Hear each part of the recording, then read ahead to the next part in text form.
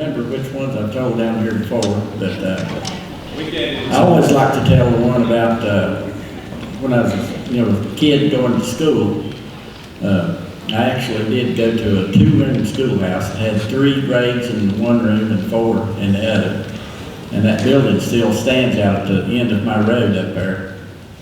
And when we was, 2nd, 3rd grade, somewhere along there, all us kids, most of us that went to that school had, lived on farms, and we had to work all the time. And we always had plenty to eat and that kind of stuff, but we never had any extra money from us, seemed like, for anything. But our teacher, we just loved her, and her birthday was coming up, and we wanted to get something good, but most of us couldn't afford to go out and buy stuff, but we come up with this pretty cool plan.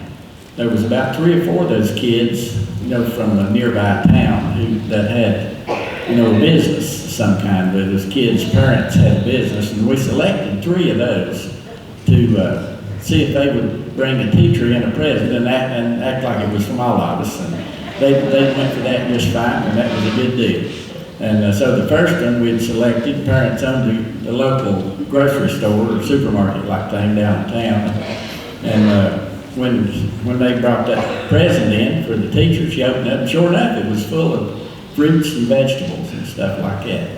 And she was very happy with that. And the second kid that we'd selected to bring in a present we thought could afford it, their parents owned the local shoe store. And he brought in a nice box, and when she opened that, sure enough, there's a real nice pair of shoes in it, the right size, and an extra pair of socks to go with them.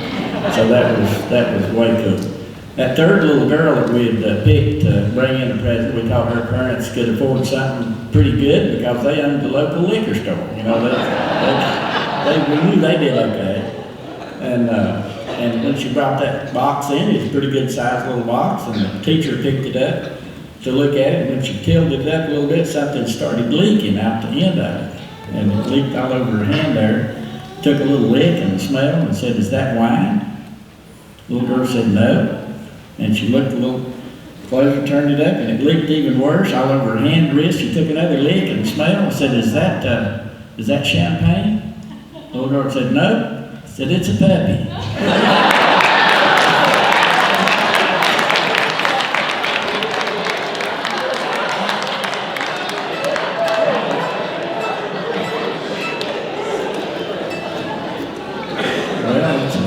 Why this crowd looks like they could sing? What do you think? They look like they could sing.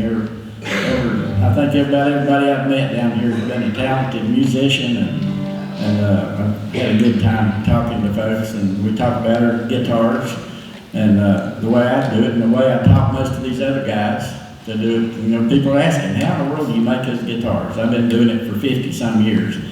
And the way I got into it, I take a good wood, like this old guitar is one I made 38 years ago. And but I can't afford those nice pretty ones like I make now.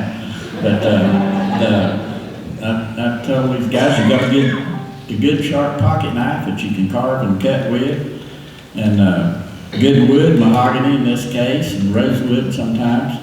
And you take that good knife and good wood and you cut off everything. It don't look like a guitar. And you come out with something like this. Spencer Bailey's Young looks like that too, I think.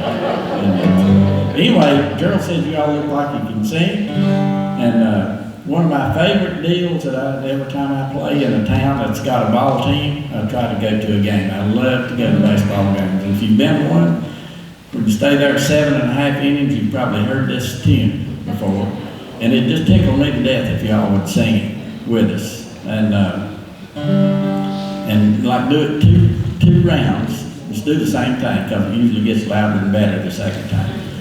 And then after you get done singing, we're going to speed it up and make an instrumental out of the rest of it. And I know you know this, you're bound to it, I think you've heard it. And it'd tickle me good if you'd sing it with us good and loud. So here's your 2 rounds. I know you know this.